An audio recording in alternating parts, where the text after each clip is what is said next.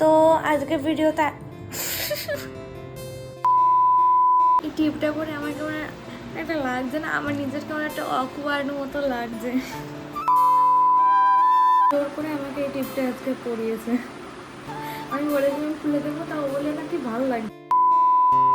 Good morning, আজকের ব্লগটা এখন থেকে শুরু করছি। তার আগে বলো তোমরা সবাই কেমন আছো? আমি কিন্তু খুব ভালো আছি, আর আশা করি তোমরাও খুব ভালো আছো।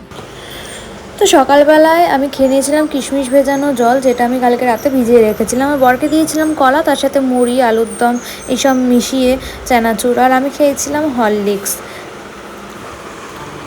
আজকে এই পনিরটা করবো। কালকে বর পনিরটা নিয়ে এসেছিল, এটা এরকমই ছিল, এটা ঠিক এরকমভাবে এরকম ছিল। তো যে এমনি মিষ্টির দোকানের পনির, ওই পনির সেই মুহূর্তে ছিল না, সেই জন্য এই প্যাকেট পনির এনেছে। এটা হচ্ছে 200 গ্রাম। জানি না এটা ভালো হবে কি না হবে, এটাই আজকে রান্না করব। এটার দাম নিয়েছে 85 টাকা মতো। এই যে দাম লেখা আছে 85 টাকা। এটা হচ্ছে সুধা, এখানে এই কোম্পানিটা খুব চলে এবং এই কোম্পানির দুধ কিন্তু ভালো, আর এই কোম্পানিরই পনির। এটাই আজকে রান্না করি, রান্না করে জানাবো। আর এখানে টমেটো, একটাই করলা নিয়েছি, কেন কি কালকে দুটো করলা এরকম বড় বড় নিয়েছি, দেখো আমার হাতের থেকে মানে এক করের থেকে বড়। তো দুটো করলা আর আলু হচ্ছে গিয়ে দিয়ে তোমার আলু চচ্চড়ি করেছিলাম, উচ্ছে আলুর চচ্চড়ি। তা সেটা অনেকটা বেশি হয়ে গেছিলো, আর এই করলাগুলো কেন জানি প্রচণ্ড তিতো, খাওয়া যাচ্ছে না। তাই আমি আজকে কম করে উচ্ছে দেবো, বেশি করে আলু দেবো, দিয়ে রান্নাটা করব। এই কটা পনির হয়েছে। আমি জল আনতে গেছিলাম, মানে জলওয়ালা এসেছিলো জল দিতে, তাই জন্য পনিরগুলো একটু বেশি কড়া করে ফ্রাই হয়ে গেছে।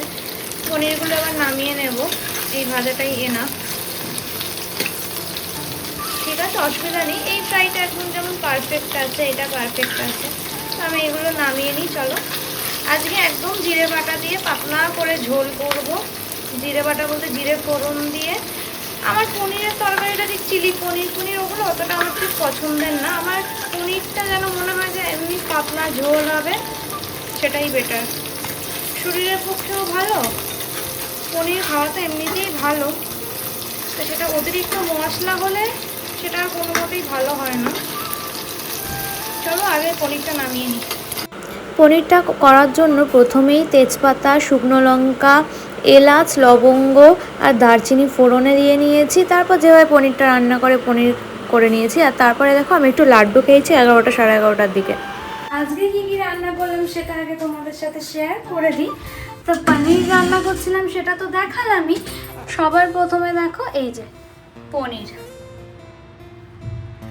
একটু তেল মশলা দিয়ে আজকে রান্নাটা করেছি, মশলা না তেল বেশি দিয়ে রান্না করেছি, ওই জন্য লাল লাল হয়ে যায়। এদিকে উচ্ছে আলু তরকারি, আর ভাতটা এখনো বসাইনি। এই রাতে ঠিক করেছি পনির দিয়ে রুটি করে দেব, মানে পনির তো করাই আছে, খালি রুটিটা করে দেব। আর হ্যাঁ, এই যে এদিকে রান্নার জায়গা পরিষ্কার করে নিয়েছি সার্ফ দিয়ে। সার্ফ দেওয়ার পর একটু ফিনাইল দিয়ে পরিষ্কার করে নিয়েছি। আর এই যে এই জায়গাটাও মুছে নিয়েছি, এখানটা আমি বাসন রাখি, এই জায়গাটাও সার্ফ দিয়ে পরিষ্কার করে নিয়েছি। এই বেসিনটাও পরিষ্কার করে নিয়েছি।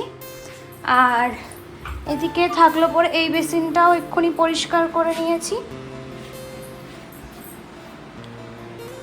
আজকে যেহেতু রোদের খুব তাপ, আজকে না জামা কাপড়গুলো খুব তাড়াতাড়ি শুকিয়ে গেছে, তা সব শুকিয়ে গুছিয়ে দিয়েছি। আর এই ব্যাগটা যেহেতু বর টিটিতে নিয়ে গেছিলো, এই ব্যাগটাও কেচে দিয়েছি। আর এখানে ইস্ত্রিটা বার করা কেন বলো তো, এখনও হালকা গরম আছে, কারণ হচ্ছে বরের সব জামা প্যান্টগুলো একটু প্রেস করে দিলাম। অফিসে যে জামা প্যান্টগুলো পরে যায়, সিভিল জামা প্যান্ট যেগুলো সেগুলো। আর ইউনিফর্ম প্রেস করিনি, কিন্তু একটা ইউনিফর্ম পরে গেছে, ওটা প্রেস করাই ছিল। তা এই ব্যাগটা এবার আলমারিতে ঢুকিয়ে দেবো। আমি না কেচে কোনো কিছুই আলমারিতে ঢুকাইনি, তাই একদিনের জন্য নিয়ে গেলেও আমি সেই ব্যাগটা কেচে দিই। ব্যাগ বলো, জামা প্যান্ট বলো, মশারি ফশারি নিয়ে গেছিলো, বিছানার চাদর সব আমি কেচে দিয়েছি। কেন কি আলমারিতে আমি অকাচা কোনো কিছু ঢুকাই না, সেটা পড়ুক না পড়ুক, ইউজ করুক না করুক, আমি কেচেই ঢুকাই আলমারিতে। আমি কি বাইরে নিয়ে গেলে তার একটা জার্মস থাকে। আমার বর তাই জন্য আমাকে ছুচি বাউনি বলে, কিন্তু আসলে এটা পরিষ্কার থাকা, ছুচি বাউনি নয়। তাই ব্যাগটা চলো আলমারিতে আগে ঢুকিয়ে দিই। এখন এই কেকটা আমি খাবো। এই কেকটা না বর হচ্ছে গিয়ে টিডি থেকে আমার জন্য এনেছে, নিজের খাওয়ার জন্য কিনেছিল বাট খাইনি। এটা হচ্ছে কি আমি এখন খাবো। এটার দাম কত, কোম্পানিটা তো দেখতেই পাচ্ছ, দামটা কোথায়, এই যে